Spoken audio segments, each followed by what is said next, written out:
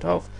And if we push play, I know somebody's going to email me and say there's an easier way to make a note an octave higher. If that's you, thanks, you should do it.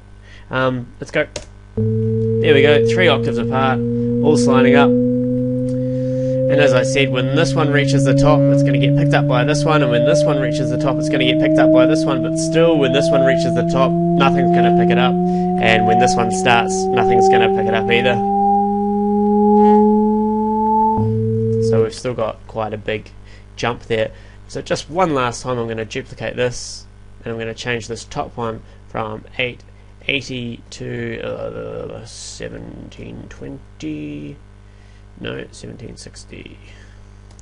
I failed maths in high school. Okay, so finally we're going to change this top one and make it go up. 1, 2, 3, 4, 5, 6, 7, 8, 9, 10, 11, 12. Good.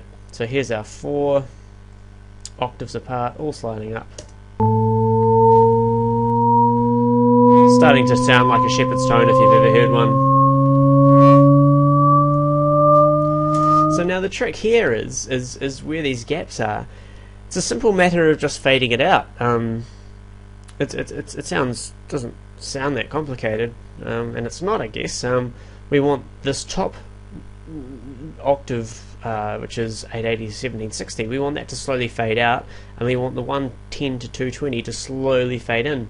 And what happens is because all these things are going on, you don't really know what's happening. You don't really notice these fade-ins. The more layers you add, the more difficult it is to actually notice the fades. I guess my theory and take on that is the whole human brain ability to process kind of about 7 or 8 plus or minus 2 things at one given time before you start getting confused, or your subconscious starts going and goes into overdrive and just kind of takes in information as a whole and processes it in a more chunked fashion. It's kind of the more confusing that this is, the more frequencies you have to try and distinguish, the more you can sneak these little things in, and that's all it is. It's sneaking it in, and you don't really notice what's going on.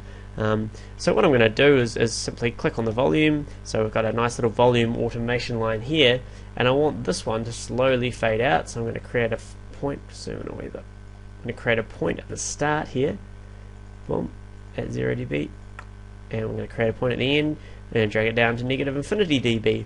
So this one,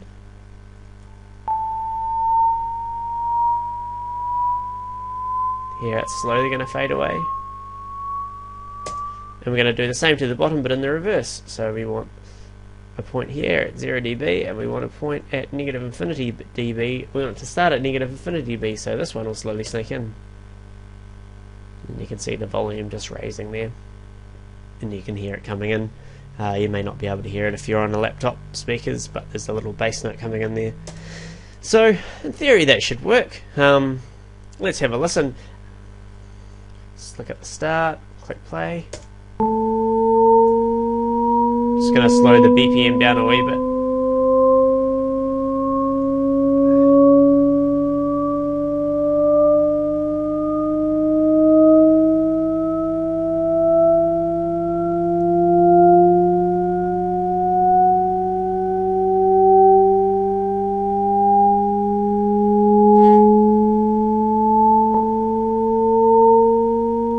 Cool, so you can kind of hear like this one picks up with this one picks up with this one, and this one picks up with this one. You can hear there's a wee click there, which is a bit strange. I imagine that's because... Alright, let's have a quick look here. Just bear with me here, I'm going to go on a tangent. So I'm just freezing one of these tracks so we can get the actual waveform, so we can have a look to see what's happening with that wee click at the start, because that's a pain. Flatten that. So I've just flattened that waveform. So if we zoom in on the waveform, you see we've got a nice little sine wave here. Yep, so as you can see here, and this is what I think it is, you see the sine wave starts at this kind of null middle position, so you can think of the speaker or the headphones being null at this point, and as the waveform goes up they push out, and as the waveform goes down they suck in. But the operator starts this waveform at the very, very first, or at the very, very, very middle.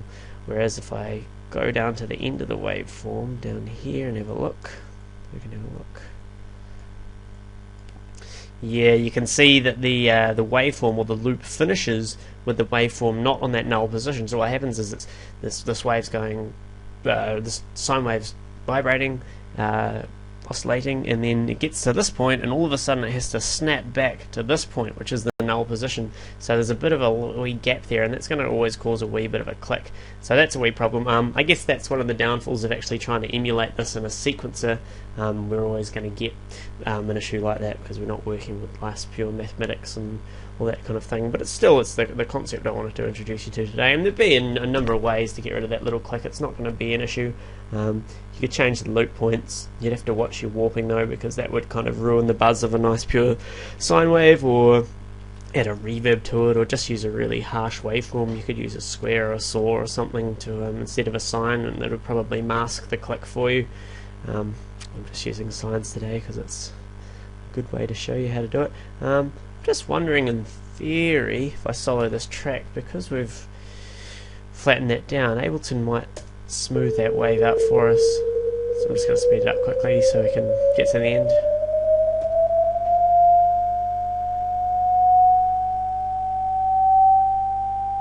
We're not really going to be able to tell because it's going to jump back to 440.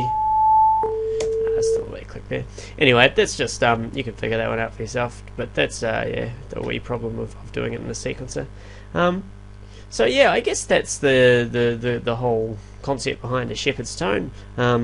Again, I'm doing it a bit makeshift here. It's more the concept I want to get across. You're supposed to use nice little bell curves, and each one's got to have their own little bell curve of volume automation, so they all kind of complement each other and that kind of thing. But this way works. I've used this in a few of my tracks, doing it this way.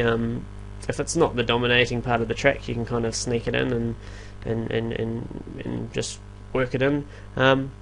Yeah, and if you've got anything interesting that you've done with this, please let me know, because I think this is a really interesting kind of way of working and an outside the square approach of tackling music. Yeah, I really think this is the tip of the iceberg. I think there's a lot to be explored in this audio illusion kind of domain, and it's cool that people are just starting to use this now. This has kind of been used in quite a few techno minimal songs as of recently, and that kind of thing.